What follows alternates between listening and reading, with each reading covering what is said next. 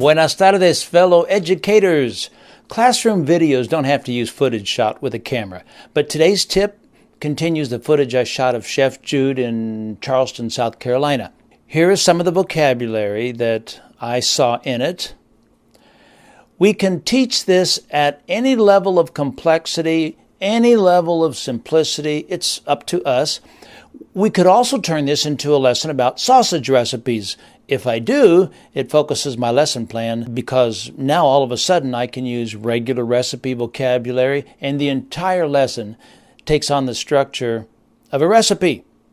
I might even cook in the classroom or have a meal with parents helping me, which would be cool. But that's not what this tip is about. I want to make Chef Jude part of this little unit I'm doing.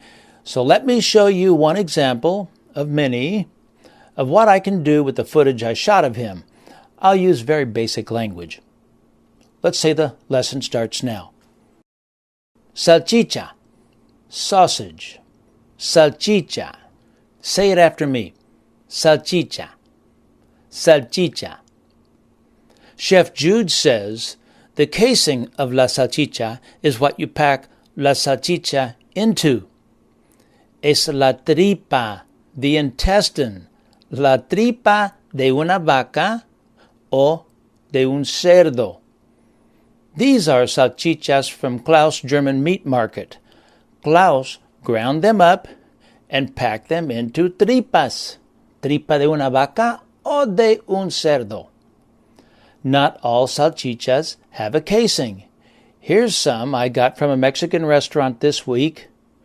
You see la salchicha on top of a slice of chicken. Pollo.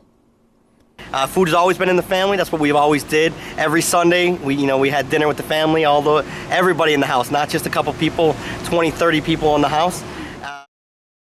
A mano, by hand. A mano. When Chef Jude was growing up and he wanted this kind of salchicha, he would grind the meat a mano, and then he would put some other stuff into it to make salchicha. Possibly he used an old molino like mi mama used to grind other foods. I used to help her. You take a hold of that handle and you just turn it. A mano. Chef was only 6 when he was doing this. Tenía 6 años. 16, no. 26, no. Tenía 6 años, 6 añitos. I was about 6 years old. Oh, come on. Honest to God. Used to hand grind my own sausage and put it in an old-fashioned hand grinder and grind up some sausage. I'll end this sample right here. There you go. That's one of several methods for making this kind of language lesson. You just keep working your way through the interview with the chef until you've popped all your target language into place, however much you want to do and however much of the interview you want to do. I could do the entire interview or parts of it. Once you get the hang of this method, you'll notice that you're surrounded by interesting content wherever you go almost.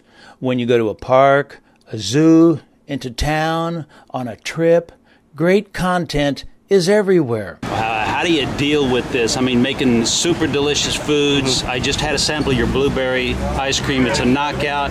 But how does a person deal with such delicious food? I mean, you can eat it until you pop.